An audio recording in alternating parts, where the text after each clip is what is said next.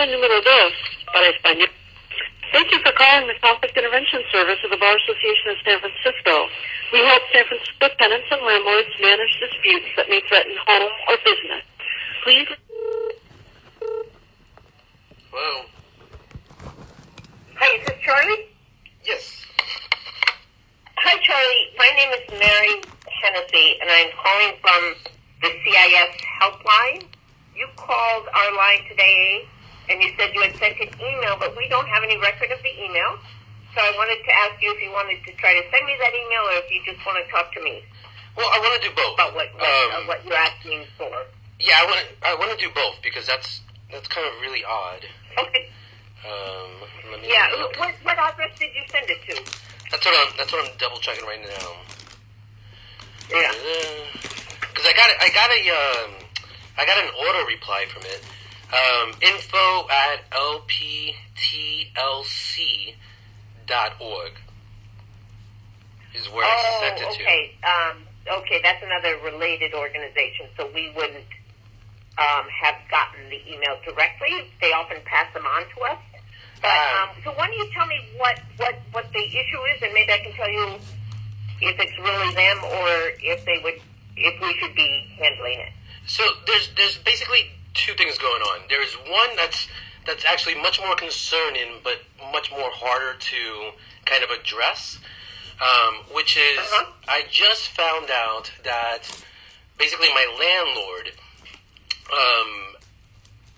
one of their employees or whatever, is a former acquaintance of mine, former friend basically, who's involved also in a criminal investigation that happened, along with there's issues with the maintenance workers having had unauthorized entry to my apartment building, and that not being addressed, or not my apartment building, my actual apartment, and that not being addressed, and now understanding that there may be a secondary motive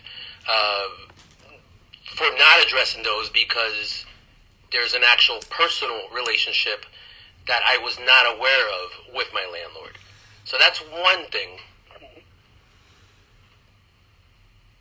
Okay. So you kind of understand how weird that is? Yeah. That is. Yeah. So tell me what.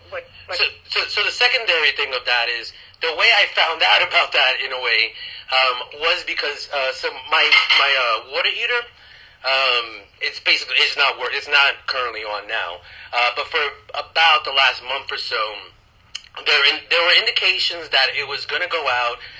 The maintenance workers had been in my apartment all day. They said they were going to fix it, but then it ended up going out again. There's been kind of so that's what's happened. Currently, it's out because of the fact that I just learned about the instance of the personal relationship, as well as there have been previous instances that haven't been addressed with the maintenance workers, as far as kind of unauthorized entry, and the last time they were here to do repair, there was some inappropriate behavior as well. The main thing I need to do is find somebody to be able to do kind of like a standby or just be here while they do the repair, because I really don't want to be alone with them at all. It's creepy, it's weird, there's just too many connections and too many things that are being ignored. But I do need hot water. Yeah. I'm not certain that we can help with that directly. We do mediations, like we help people.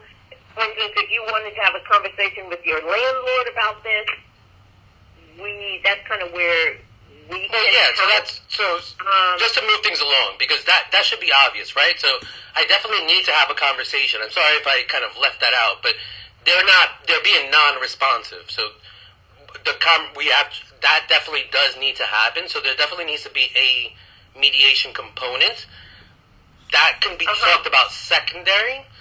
Right now, the main thing is getting the repair done. So that would be part of the mediation component, because right now what's happening is there's no response, so they don't even know that my heater's out again, because when it was previously out, they also didn't address that.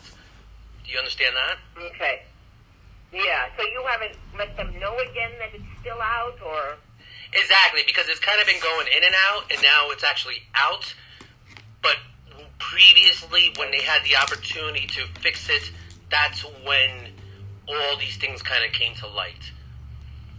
Okay. So let me think this. So let's see. I have a couple of ideas on this. As far as for the standby, I know that there's basically services for. It's like no other. It's like any other domestic violence issue, and that's kind of what makes the situation very odd, because of the personal relationship that I was previously unaware of. But it's basically just the same thing. I was gonna do like a Craigslist ad, but then realistically, it becomes a little bit more complicated because I have to coordinate with you guys as well as far as just even the mediation. Because right now, what's no matter what's regardless of problem is the fact that they're being non-responsive about such a essential issue. And I know that there's other ways of handling it, as far as like you can kind of take it out the rent and all kinds of things. But for me, because of the fact that the personal relationship has been revealed, the main thing that I need to find to kind of clarify that, obviously still the mediation, but the main thing is somebody who can at least assist in being here while the repair is done, because there have been questions and issues in the past of the maintenance workers' behavior. Right. So for that piece of it, and I think I get it. For this piece of the immediate maintenance work and having somebody at standby, as you say, with you when it gets done, we can't, I don't think we can assist with that. But are you familiar with the Housing Rights Committee? Yeah. Do you think they would have someone?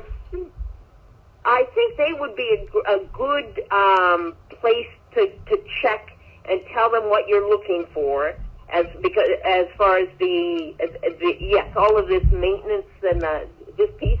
I think they might be a good source to advise you on that. I have no idea if how you would find this standby person, but they might have some. Well, I just told you the idea because this I will say this is kind of confusing, because if you work with this at all points in time, it's no different than a domestic violence issue, right? And so I do know, because I've observed in the city that there are situations in which there are people basically in similar situations, but just in a domestic violence situation.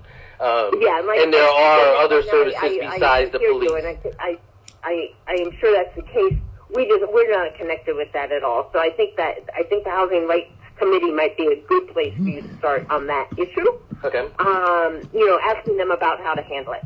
And then as far as working with your landlord, either at this point or in the future after you deal with this immediate question, at the same time or afterwards, we can certainly help with a mediation. The challenge here might be whether they would be responsive to us, and would they be willing to do a mediation. So, but we could certainly help you with that piece of it. Well, just help me figure out. What do you think? I understand that. What I don't understand is your approach to it. So you're in other words, what you're saying is that you foresee it. You already could foresee a problem, right? Because if they're non-responsive, this is a very legal situation, so there has to be steps afterwards. So just help me understand your approach to it, because this is where I'm just being confused. Let me explain. We're a neutral third party. So I understand that. I don't need you to explain what you are. I do understand that. Again, what I'm not understanding is the approach of what you just stated was, well, let's focus on, because that's just kind of what I'm hearing and what I'm understanding, and if that's a misunderstanding, that's why I want clarification. Your approach was, let's focus on the fact that they may treat us exactly the way they're treating you, and there's nothing that we can do about that. Which to me is confusing, because outside of my existence, you should have to want and demand your respect. So that's why the approach to me seems odd. Yes. Well, that's why I want to tell you about our services. But I do understand your services. I understand what mediation is. But mediation is completely voluntary. So we only do mediations where both sides. But again, that's what's odd. I'm having to repeat myself on. I don't need an explanation of what mediation is.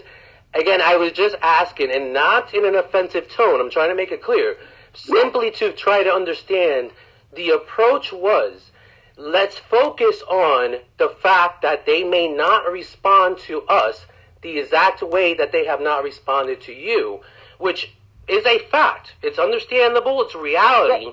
But what that does say is, outside of me, regardless of this phone call is happening, it does say that you or the organization feels as if it is okay for them for you to be treated, the organization to be treated, no differently than the persons that they're trying to help. And that's what doesn't make sense to me. Okay. Let me try to explain. We, again, and just hear me out. We only do mediations where both sides want to do it.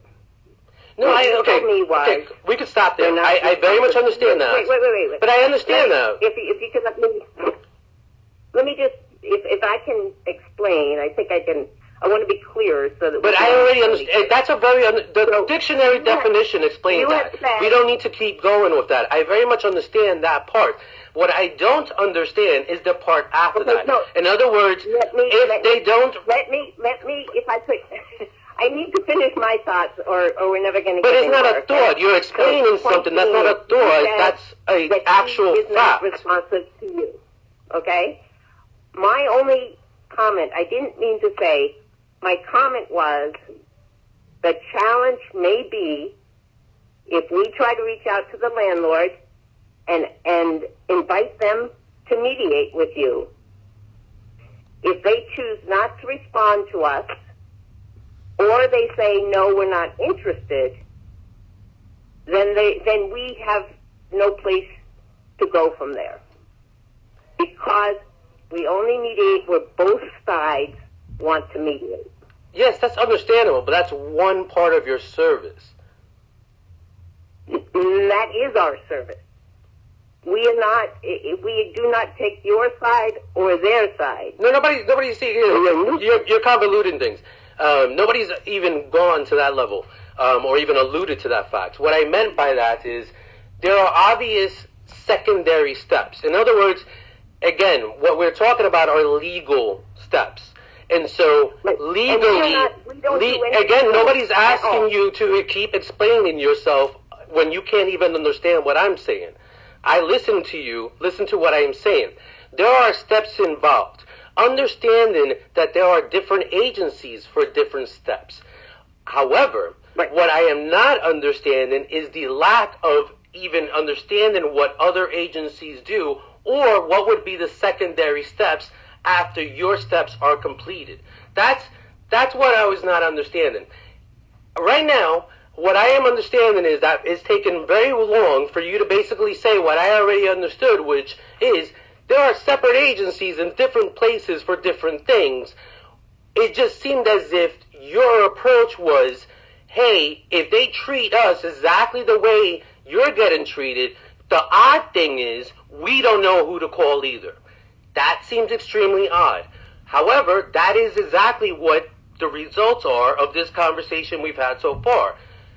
Understood that now. The question is, why do you think that's odd? why do I think it's odd? Because you stated this phone call started with you stating that one agency, for some reason, normally forwards you things. That agency listed your phone number as the phone number to call, but you had no idea that other agencies did that as well. I thought that was odd. That was perfectly that's how that thing works for you. That seems normal to you. So that's why. It started oddly in the first place, because in the first place, I contacted somebody via email, got an email back, and yet I'm getting a phone call from you who has no idea of anything that happened. So that's why it's odd. Either way, okay. Let's move. Again, this is an urgent thing, so let's move on, because that's where it's also odd to me that there seems to be no ability to kind of foresee what needs to be done. What needs to be done at this point in time is obviously to reach out to the landlord, have them understand that the heater is out, have them understand that there's an issue with the personal relationship that has just been found out about, and the oddity and the other issues with that, and how that affects the ability and just whether the appropriateness, more than anything, whether or not it's appropriate for me to be alone here while a repair is being done to the water heater.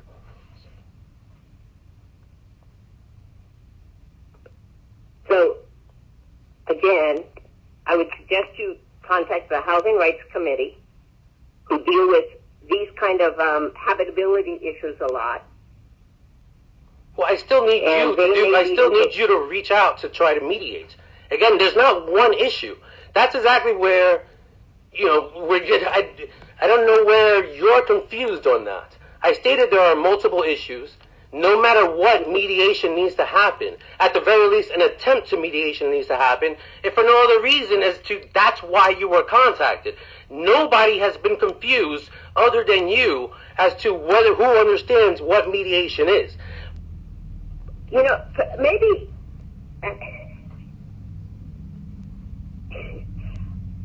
what I'm trying to explain, and I am sorry, really, if I'm not making sense. How we conduct mediations is we can contact your landlord. Exactly. So that's what we have to start that step. Just a second. Yeah. We can contact your landlord, and we can ask them if they are interested in mediating. Again, that's been understood. What was not understood is at what point in time are you going to start asking the contact info so you can attempt to even mediate?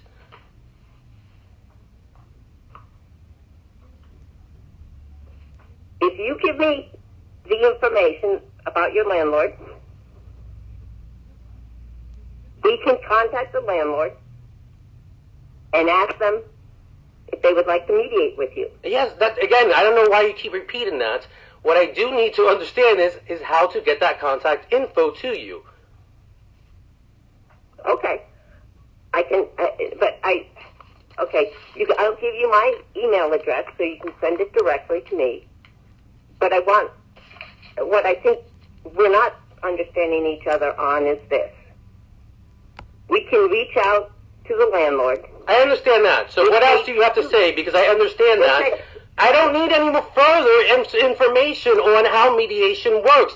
Again, not necessary. I do not mean to be cutting you off, but at this point in time, you're being condescending to me. I very much understand how mediation works. And the first step of mediation is you would have to reach out to them.